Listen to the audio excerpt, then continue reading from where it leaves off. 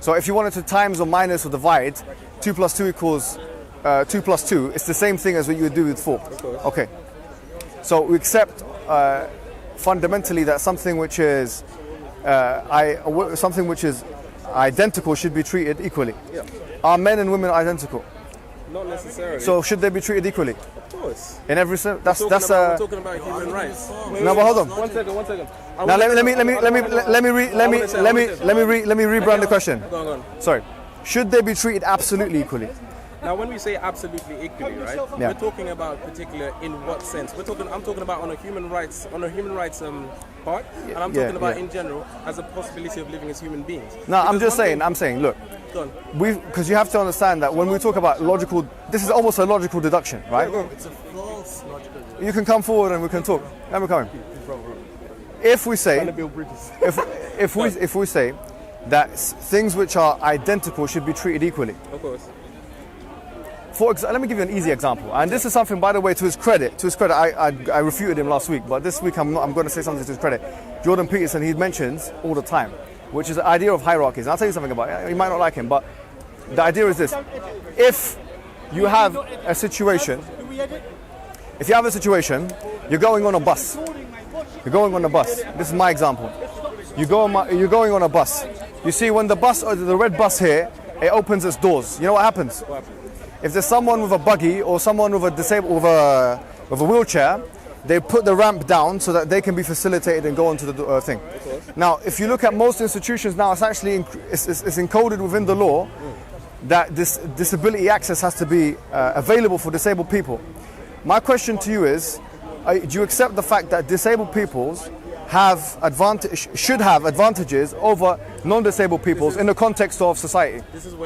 This is where the argument gets really reductionist, because you then forget that disabled people have a condition that naturally shouldn't really exist, thus impairing them from living a normal life like a normal. But that's being. aside the point. No. It's actually the point. Go on, tell me why. When we talk about human rights and we talk about equality, we talk about trying to bring about an equal amount of opportunity for everyone. Okay, no problem. It doesn't necessarily mean an equal perfect sense of outcome. Yes. But right now we are talking about an equal sense of opportunity. Perfect. So when we're talking about disabled people and we're talking about people with certain conditions, even now when we're talking about men and women, we need to look back historically as to why men are built the way they are. I'm happy with that. How environmental factors have added to the brute strength of men now and the ability to provide. Yeah. That's not necessarily. I would say that there's more to do with biology with that. Oh, there's a lot to do with evolutionary biology, because you need to go depends back. on how you define it. Well, you need to remember what we have now is a product of millions of years of evolution. Okay. And because of those millions of years of evolution, so you're an evolutionist. There's a complete separate between the men and the women, and we can see evolution. We can see evolution. Can I ask you a question though?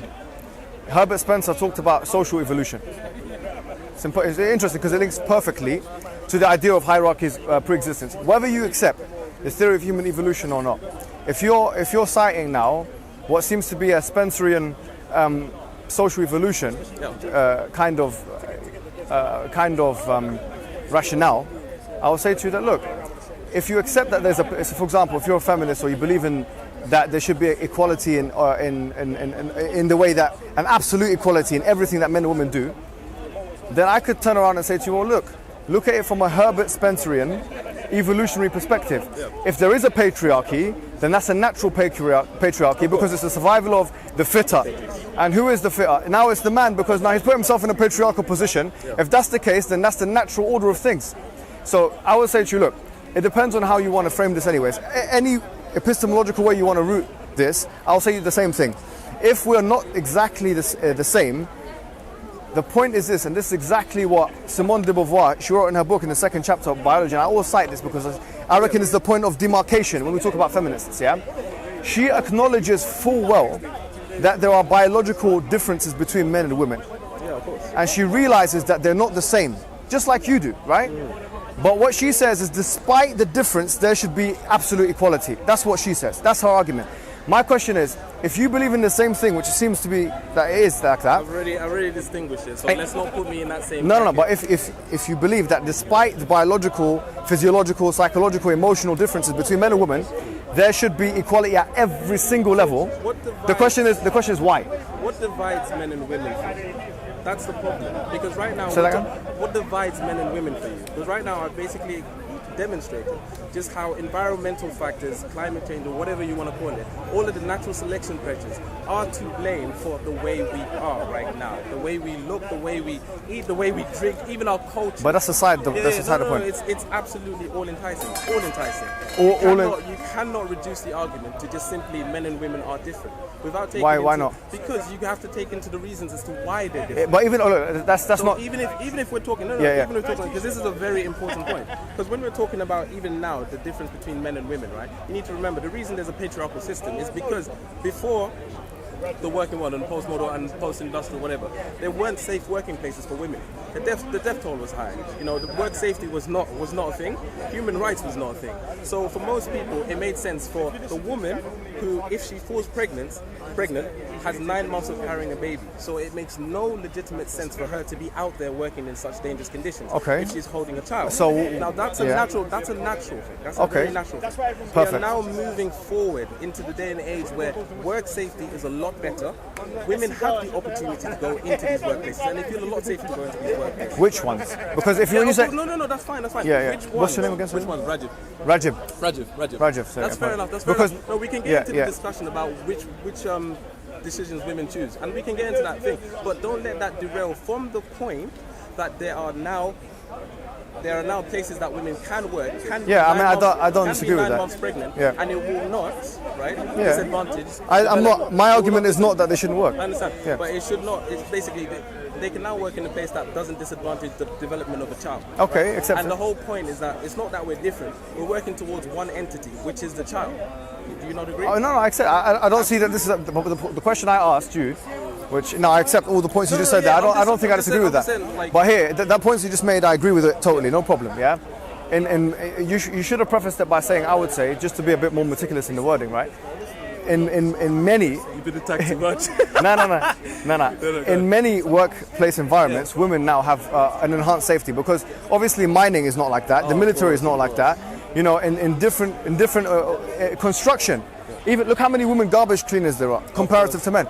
And the sewage women. So here, what we have to do is that. So when we talk about the thing, this is the primary question, all right? Forget about religion now. Let's put religion to the side, all right? Let's put religion to the side, okay? For the moment. Now I'm just going to cite the law of comparative advantage. If you're saying that what you would prefer in a society is, would you agree?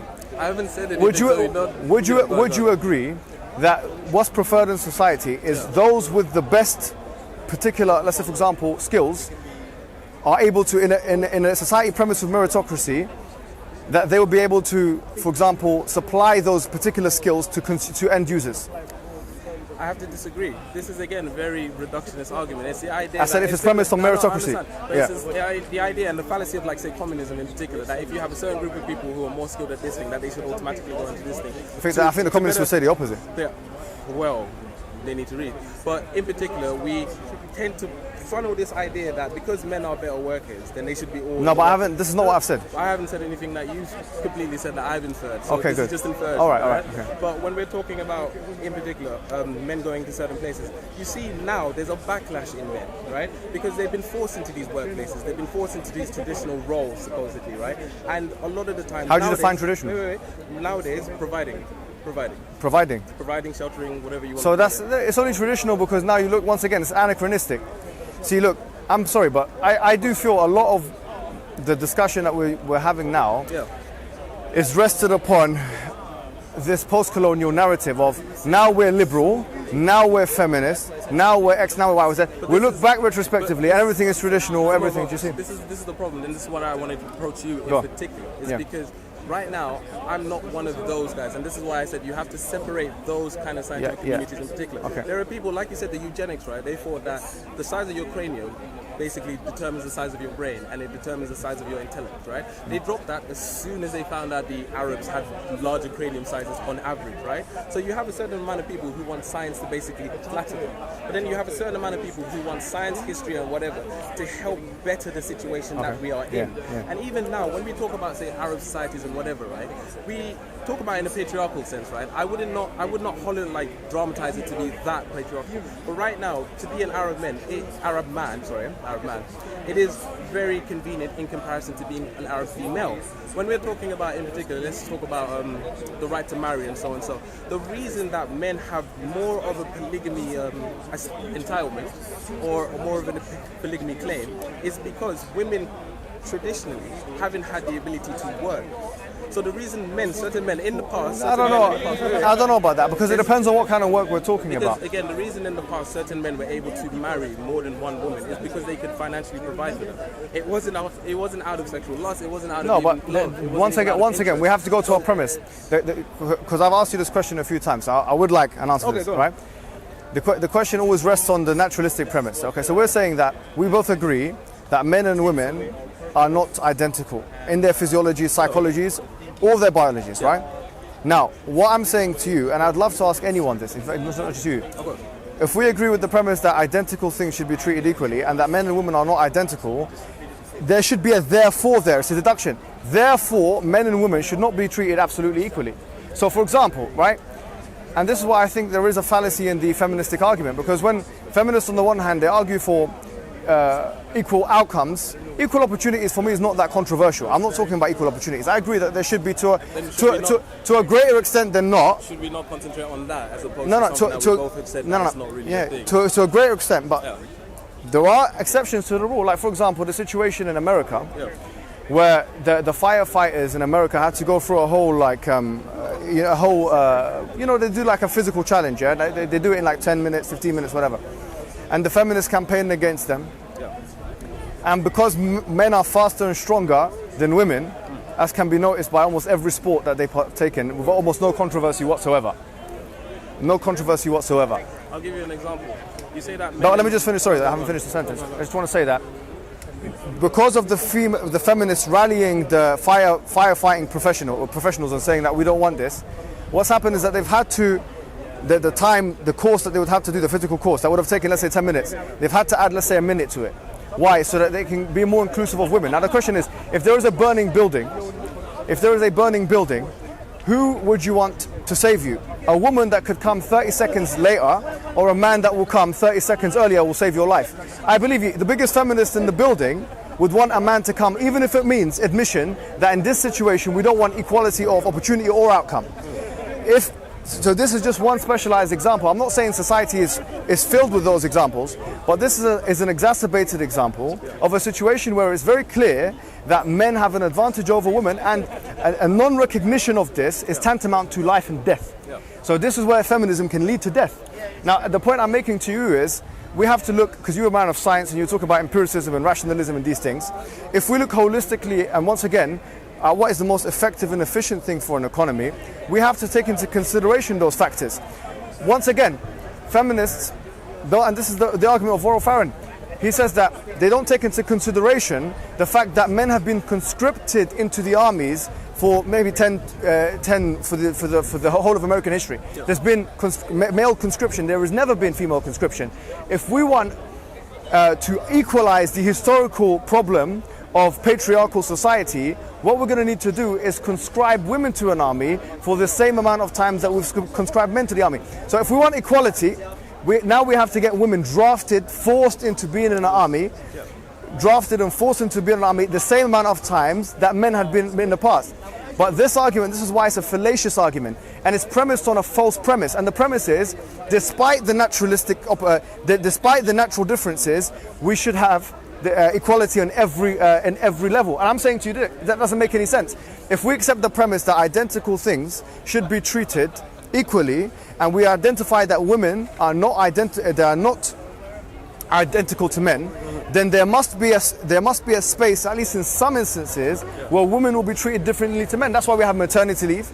That's why we have so many things society has put in place for women. That's why in emergencies, women and children are taken out first before men, because it's assumed men are more physically self-sufficient, and rightfully, in my opinion, assumed that men are more physically self-sufficient than women. That's why men have been drafted into the armies, and that's why women have been able to enjoy the privilege of being protected by male military men for almost all of civilization cross-culturally.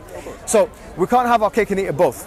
We can't say we want equality of outcome and opportunity, but at the same time have these exceptions which feminists put in place, you see, which of course entitle them to things which are otherwise not. Then this is what I'm trying to say. Your argument is reductionist. And when I say reductionist, it doesn't mean it's wrong. I understand, but I say it in the sweetest sense. Right? Yeah. I understand you come from a standpoint where there's a lot of colonial imperialist science that has been enforced on the Middle East as if it's a higher standard. Mm-hmm. I'm coming to say that in particular, that's not the case. We can work together, kind of thing. Yeah, I feel like there's a lot. I agree that we can work together. There's a lot of conservative values that the Middle East and certain Arab countries have that the West has lost. Now that would be a nice middle to come into, discussing those differences, and we can meet in the middle of that. But the only problem I have to say is that when it comes to talking to Muslims in particular, that it becomes a very reductionist argument in the sense that, like you say, there's a difference between men and women. I'll ask you a simple question.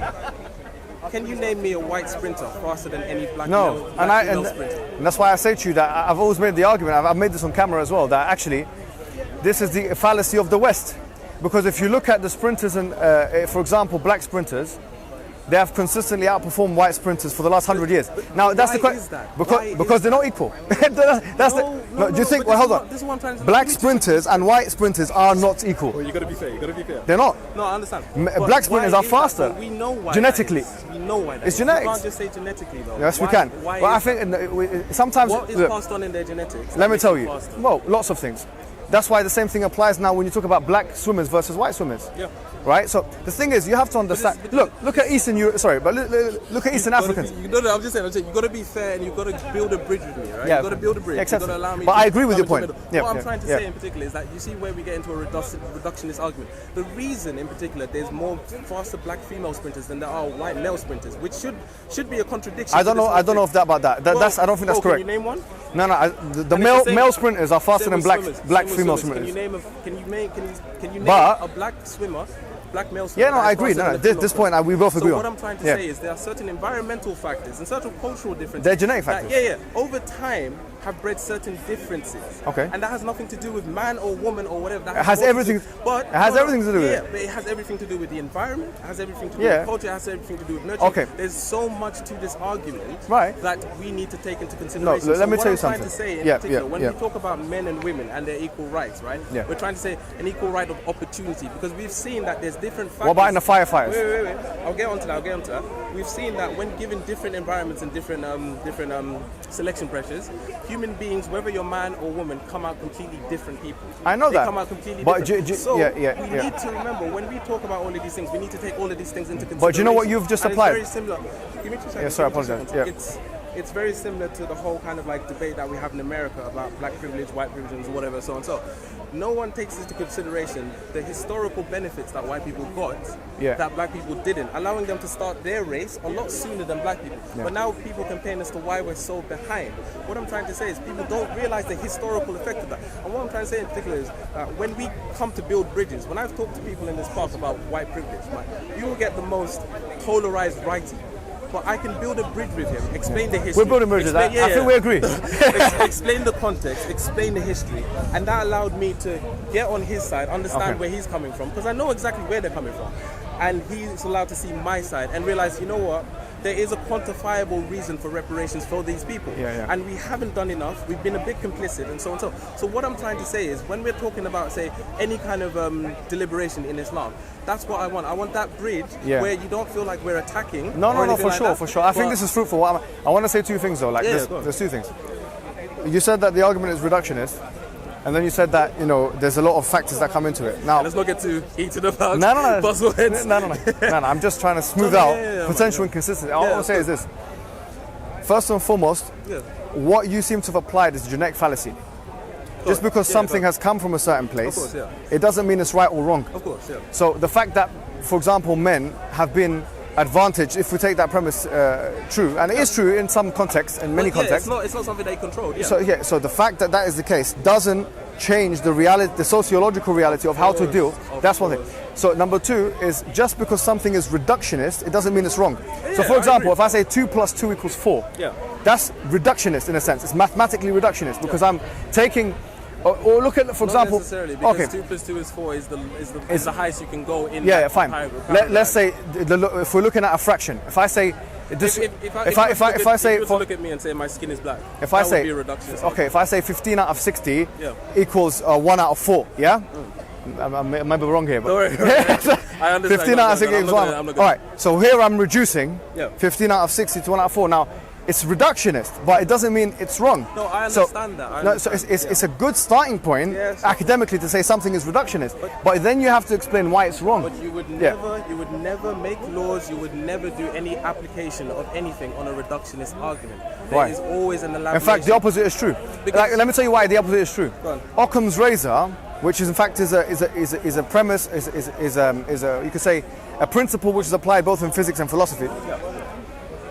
Is exactly trying to reduce something to the lowest common particular multiple. So if I say, for example, the reason that the pyramids were built, or the reason why X is Y.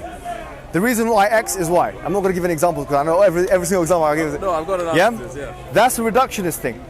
Now, if you say the only reason, that's different. If I say the main reason, so it depends on extent. Now, whatever the reason is, the point I'm making is that when it comes to men and women,